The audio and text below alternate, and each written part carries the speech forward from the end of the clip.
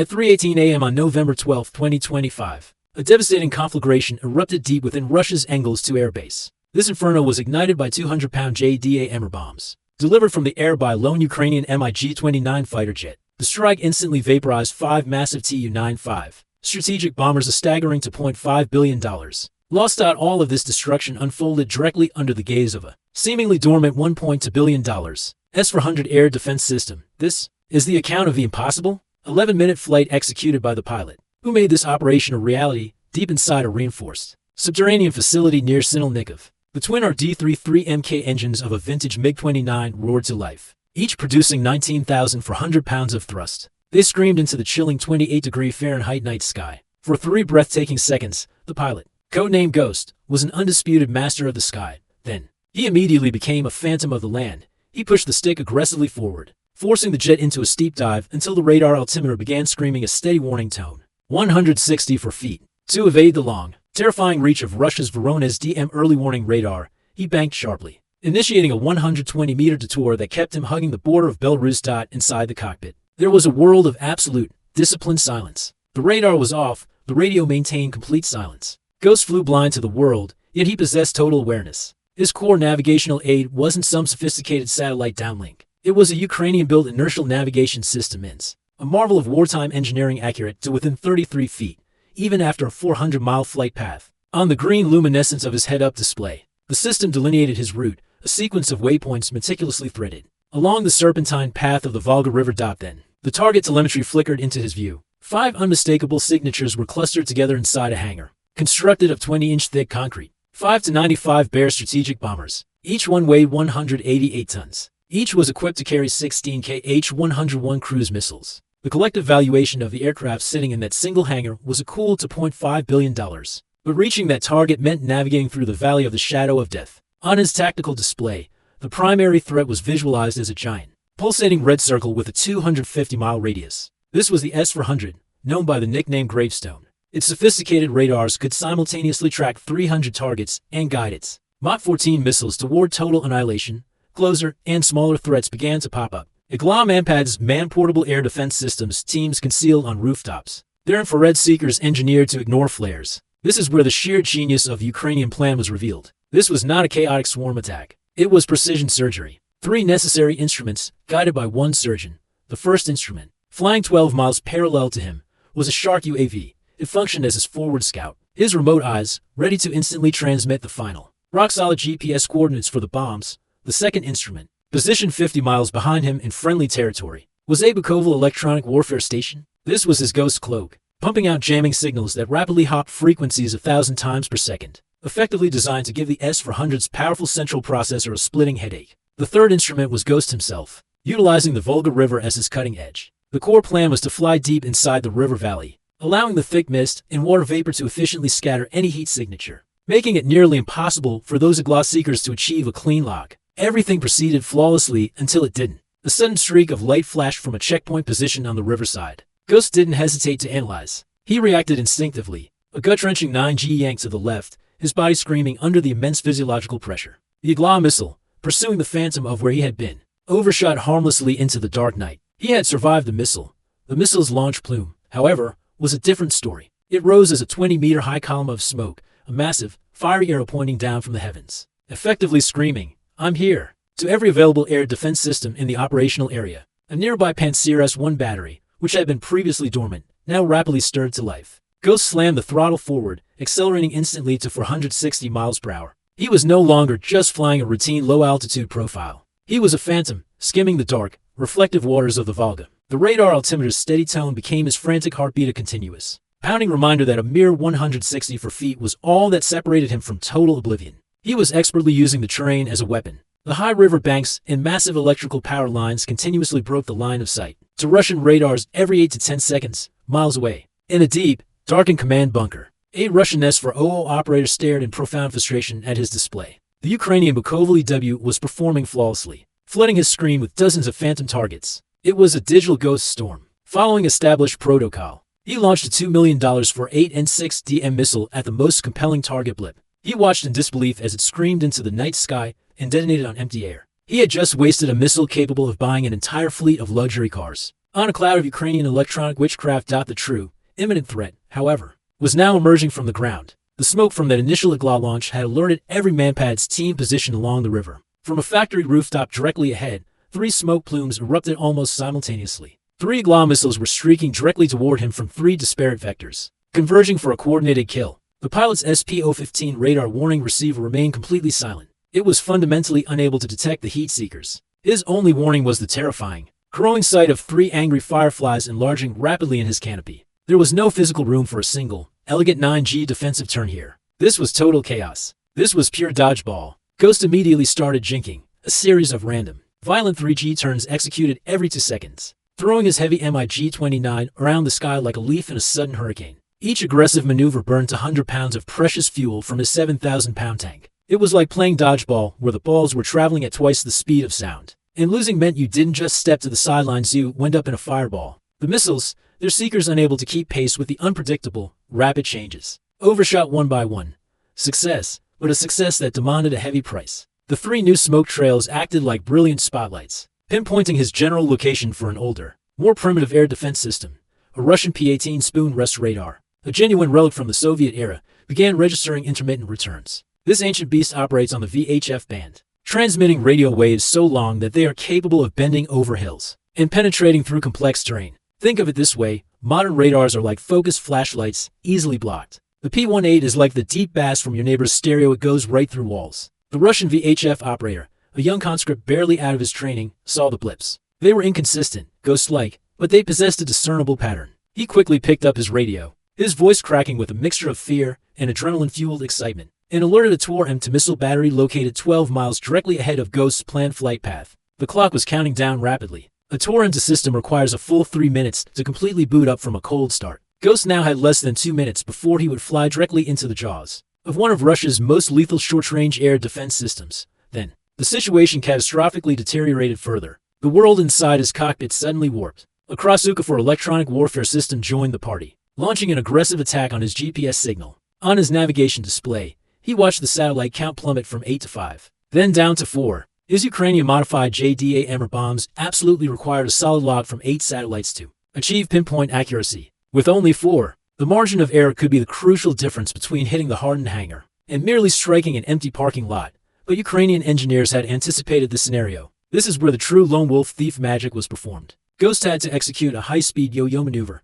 He wrenched the stick back, pulling 5 gigaseconds, crushing him into the seat as the MiG's nose went instantly vertical. He was desperately converting his forward speed into critical altitude, a suicidal gamble, to get high enough to release the bombs cleanly. From 164 feet, he climbed to 15,000 feet in just 22 seconds, pushing a blistering 41,000 feet per minute, close to the MiG-29's red line and full afterburner. His airspeed bled off dramatically, dropping from 460 knots all the way down to a dangerously slow 185 knots. The stall warning alarm began chirping incessantly. It was like riding a vertical roller coaster, except this one had a Mach 14 missile racing up to meet him at the apex. This aggressive climb was a high-risk suicide run. It exposed him completely. From the ground, he was a perfect, slow-moving target, but it was an absolutely necessary sacrifice.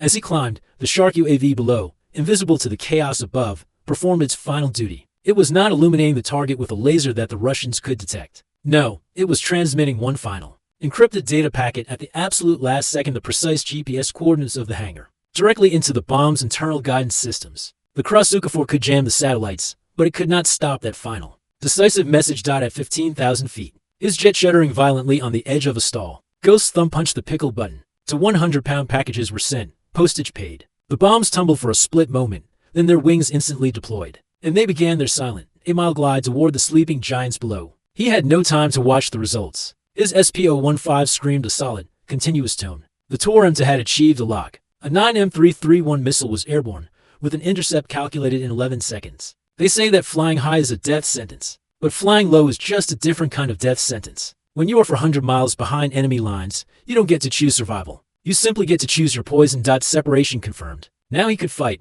Ghost rolled the MiG inverted and pulled the stick violently into his gut, executing a split-S maneuver, a classic fighter pilot escape tactic. He was diving straight back toward the Earth he had just departed, frantically trading his altitude for critical speed. 6 Bewillenchaft cartridges instantly exploded from their dispensers, blooming into a 100-meter-wide cloud of radar-reflecting aluminum strips. Simultaneously, 6 brilliant flares shot out, each one burning hotter than his own engine's exhaust, hoping to seduce the incoming missile's infrared seeker. Down below, the Russian TOR-M2 operator was good. He was highly skilled. He watched through his optical channel as the MiG instantaneously vanished into its own self-generated cloud of countermeasures. But the missile was already in its terminal phase, its own onboard radar active and tracking. It ignored the chaff entirely, locking onto the single biggest piece of metal it could find, the MiG's port engine. The pilot timed his dive perfectly, attempting to create a Doppler notch to momentarily vanish from the missile's tracking view. But it was too late. The 9M331 missile did not make contact. It didn't need to. Its proximity fuse detonated 984 feet away, close enough to transform its warhead into a lethal shotgun blast of tungsten fragments. Ghost heard it more than he felt the impact. A sound like a giant steel hammer striking a church bell. Bang! Instantly. His cockpit illuminated like a Christmas tree. The exhaust gas temperature for engine 1 spiked deep into the red zone. A fire warning light remained stubbornly off, a small, but crucial miracle. He immediately throttled back, completely shutting down the heavily damaged engine. He had just lost half of his total thrust, 40 miles deep behind enemy lines, with an entire, now fully awake and very, very angry, air defense network focused on him, while Ghost was fighting with everything he had for his life. His two JDAM ears were meticulously executing their mission with cold, robotic perfection. They pierced the thin metal roof of the hangar. Their delayed fuses counted down. They punched through to solid floors of concrete and steel before achieving detonation. The first explosion was pure physics. 445 pounds of trional explosive converted into raw energy in mere microseconds. The resulting overpressure wave hit 300 psi, instantly turning the 20-inch concrete support columns into mere dust. The second explosion was chemistry. The two 800-degree Fahrenheit fireballs ignited. The jet fuel contained in the 295s, the 8,000-ton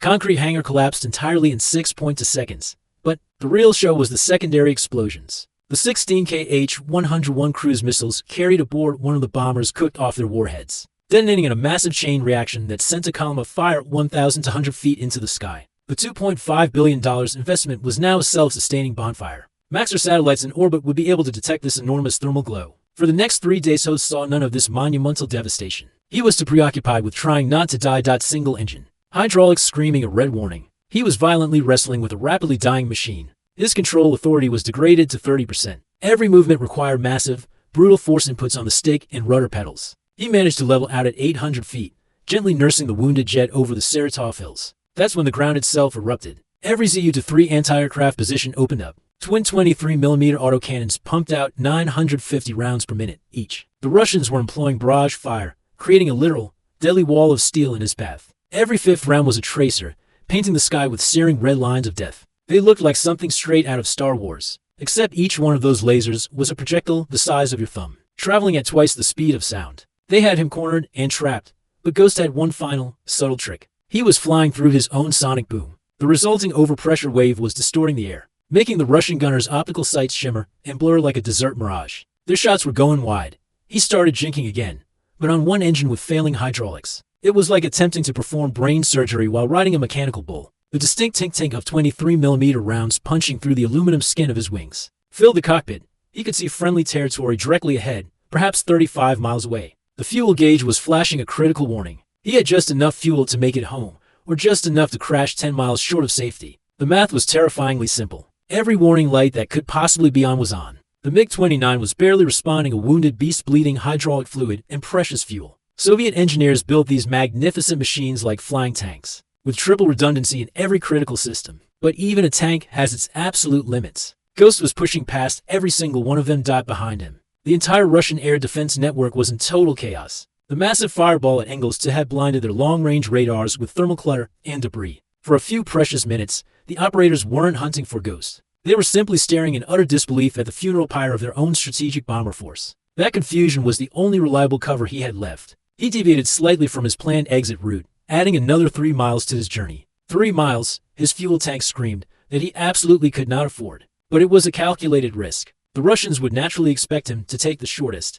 most predictable path home. Predictability, in this environment, is a death sentence. The 35-mile gap to friendly lines felt like 3,500, every vibration. Every shudder of the airframe felt like the inevitable end. The single remaining engine was running roughly, pushed far beyond its operational limits. He was visibly losing altitude. The 800-foot clearance dropped to 600, then 500. He was literally falling out of the sky in agonizing slow motion.